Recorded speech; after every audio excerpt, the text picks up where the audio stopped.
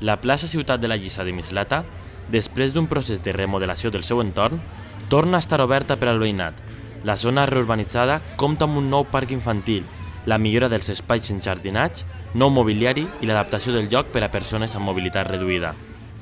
L'acte de reobertura ha comptat amb una festa per a xiquets i xiquetes on han pogut gaudir d'un concert en directe amb música per a tota la família, berenar i diverses sorpreses. Tenemos un parque infantil de los mejores que hay en Mislata, un espacio para que los niños y niñas puedan disfrutar impresionante, moderno, adaptado, con juegos para personas y niños y niñas con discapacidad, que es muy importante. Y el objetivo es seguir modernizando nuestra ciudad para que la gente sea más feliz,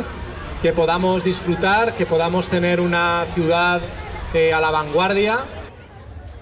La nova àrea de jocs infantils, amb un total de 375 metres quadrats, permetrà gaudir de la plaça pública amb major seguretat, accessibilitat i confort. En el procés de remodelació també s'ha eliminat la font ornamental que hi havia, ampliant els espais verds i mobiliari urbà. Y en el parque como novedad incluye columpios inclusivos, el juego es adaptado, mayor superficie de juego, columpios canguro que pueden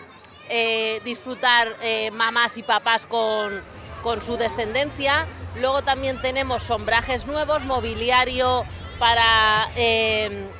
ayudar al esparcimiento, que los más jóvenes, ya no tan pequeños usuarios de juegos infantiles, disfruten, que nos lo pidieron en consejos de infancia.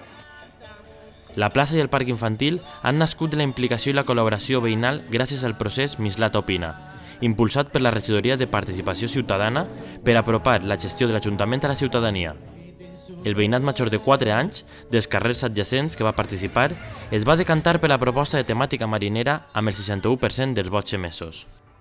En este cas van participar els menors de 18 anys, també els majors, però especialment tenim interès en que els xiquets majors de 4 anys i menors de 18 participaren i per això van obrir la participació a aquesta rama d'edat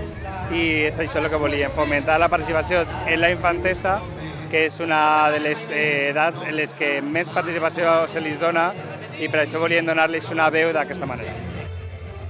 A l'acte de reobertura de la plaça Ciutat de la Lliça també va acudir, a banda de l'alcalde i els titulars d'Urbanisme i Participació Ciutadana, la vicealcaldessa María Luisa Martínez, la tinenta d'alcaldia Pepi Luján, la regidora d'Educació Ana María Julián, la regidora de Polítiques d'Igualtat Carmela La Peña i el director general de Nemasa, Fernando Díaz.